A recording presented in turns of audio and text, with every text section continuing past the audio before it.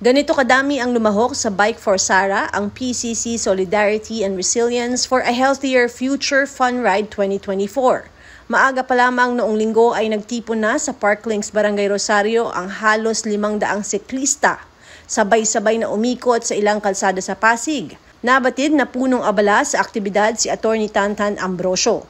Ipinarating nila Ambrosio at ng former councilor na si Junjun Concepcion ang kanilang mensahe ng suporta sa nasabing aktibidad at sa mga siklista. Isa itong solidarity ride ng mga bikers na binubuo ng mga iba-ibang grupo dito sa Pasig.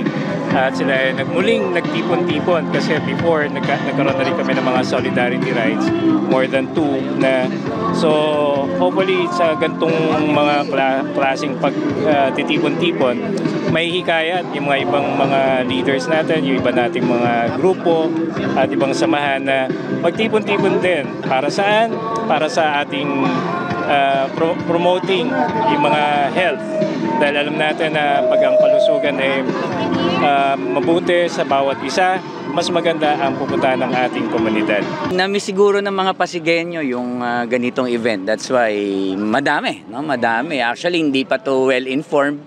So medyo biglaan, wala pang masyadong planning. Pero makikita natin yung excitement ulit ng mga siklista na mga ganitong event. That's why we're thanking Ate Sara and Kuya Carly, St. Gerard Charity Foundation. Sa pangunan na aming kasama si Atty. Tantan Ambrosio, no? He's the one who organized this event, no?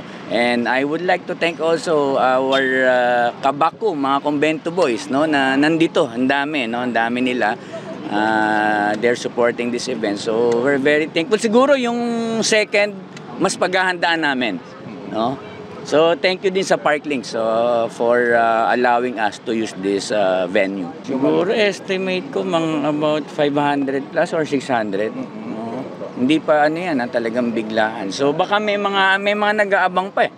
So baka iba bumuntot na rin doon. To all Pasigueños, nandito lang sa St. Gerard Charity Foundation sa pangunan ni Ate Sara, Kuya Carly, para ibaba yung mga pakinabang pang programa. Abangan na lang po natin. A lot of invitations also na dumadating sa amin. So every day may mga request talaga, different sectors. So talagang in due time, malalaman nyo naman kung ano pa yung mga plano namin. In the right time. Actually, meron tayong mga raffle, no? Meron tatlong mountain bikes. Tapos, hindi ko pa alam kung ano yung iba eh. Pero meron tayong pre-breakfast din kanina before sila mag-ride. Yeah, ingat lang to all the riders, no? Na-miss talaga nila yung rides, no? Mag-iisip pa ho kami ng magagandang programa para sa ating mga siklista. So, this is the first, pero I'm sure na yung second mas may planning na. So watch out mga siklista ng Pasig.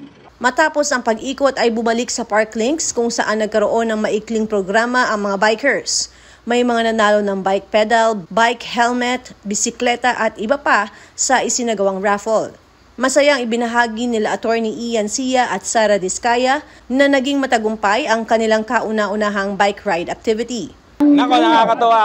Mahigit 600 na mga Pasigueño ang kasama natin na nag-bike ng mga, sabi nila, mga 20 kilometers. No, pero para sa mga experienceadong bikers, wala yun. Kumbaga sa basketball, first quarter pa lang. Pero natutuwa ako kasi may mga senior ako nakikita rito. In fact, yung isa, 70 years old, pumapadyak pa. Nakakatuwa.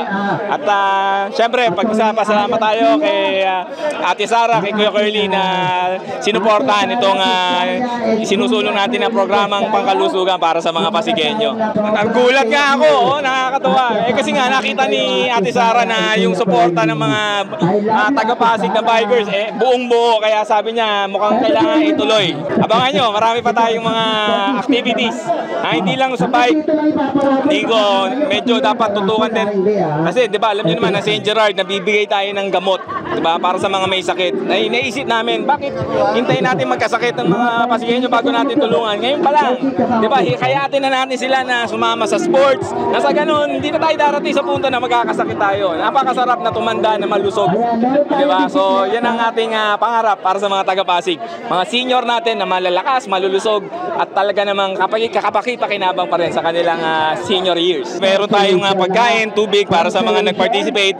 Pero nakakatawa, nag-sponsor si Ate Sara na magpaparapol ng bisikleta sa mga nag-participate. So pag yung may mananalo, ang kagandahan nun, syempre, kung may bike ka na, it's either bibigay mo yung bago mong bike sa isang kaibigan o anak o kamag-anak na gusto mong hikayatin. Diba? So sana madagdagan pa yung mga gusto sumali sa ganitong mabuting programa. Naging successful naman, ang daming participants na sumali dito sa Bike for Life natin ngayong araw na to. Dati meron ng ganito, nawala. So ngayon binalik natin. Madaming sasali pa, gusto nila, actually by request nila na magkaroon pa ng Bike for Life. Ang benepisyo niyan, sa health pa rin yan, no? It's still concerned with health. Kasi more on cardio works yan. So yan yung natin para dyan. Health pa rin ang focus natin. Nagpasalamat ang mga bike enthusiasts sa pagkakataon na sila ay nakapagsama-sama at sa aktibidad na nagpapasaya sa kanila. Tuwang-tuwa naman ang mga nanalo sa raffle. Ito ay para lang sa lahat ng bikers. At saka isa pa, organization to ng isang tumatakbo ni Ate Sara. Siguro yung pagbabike namin sa edad ko ito, mas maganda kasi maganda sa katawan ng pagbabike. Kaya Ate Sara naman, panalangin ko lang na sana kung siya maupo, patulungan niya rin yung mga taga-Pasig. Mga bikers na kasama ngayon, sa ngayon, pati na mga doon sa mga staff, ng mga bikers, yung mga nagpapalakad, naway maging maganda yung tatakbo natin at mahinahon. Wala sana ilayo sana tayo sa lahat ng disgrasya. Na-invite lang kami para sa parang pinaka-exercise lang. Maganda, nakakalakas ng katawan. At saka enjoy kilala, i-enjoy. Maraming salamat sa pag-organisa ng ganitong klaseng bikes. Parade para na sa resistensya ng mga bikers. Kailangan to para nagkakasama-sama. Good luck na lang sa mga at ingat na lang sa pagpapadyak. Tuwan-tuwa po, syempre sa new bike, di basta-basta nabibili. Yun, salamat din po at nag-enjoy dun sa pa-bike natin. Thank you po, thank you sa lahat. Thank you po Ate Sara for the bike and for sa member po ng team. Thank you po. Ako si Luan Peñano para sa latest ng iNews Pasig.